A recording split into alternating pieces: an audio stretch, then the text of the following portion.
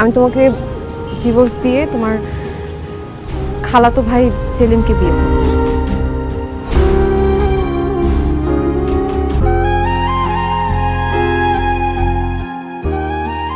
কি ব্যাপার, তুমি আমাকে ডাকছো কেন?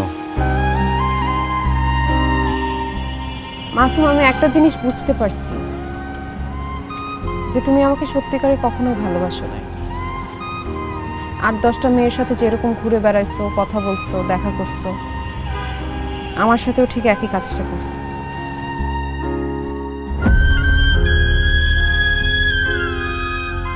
কিন্তু বিশ্বাস করো, আমি তোমাকে মন থেকে ভালোবাসছি। তোমাকে ছাড়া অন্য কারোর সঙ্গে সংসার করা সম্ভব না। এজন্য যখন বাসায় আমার বিয়ে ঠিক হয়েছে, তখন আমি নিজে থেকেই তোমার কাছে পালায় আসছি। তোমার ইচ্ছা না থাকা সত্ত্বেও জোর করে তোমাকে বিয়ে করছি।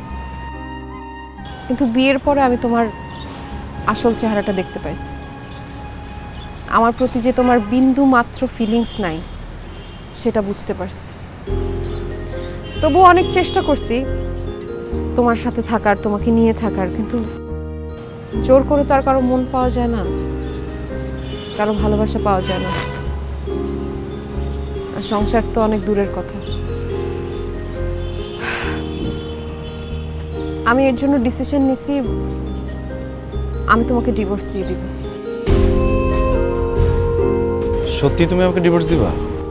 হ্যাঁ, আমি ডিভোর্স দিব, কারণ একটা ভুল মানুষের সঙ্গে থাকা, ভুল মানুষের সাথে সংসার করা, ভুল মানুষের জন্য জীবনটা নষ্ট করার তো কোনো মানে হয় না।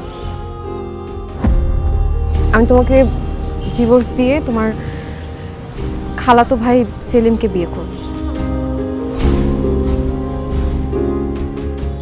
তুমি আমার খালাতো ভাইকে বিয়ে করবা? হ্যাঁ, করব।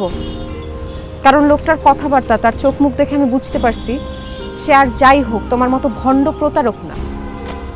সে অন্য মেয়েদের সাথে কথা বলে না, সে আমাকে ভালোবাসবে, বিয়ের পরে আমাকে সুখে রাখবে।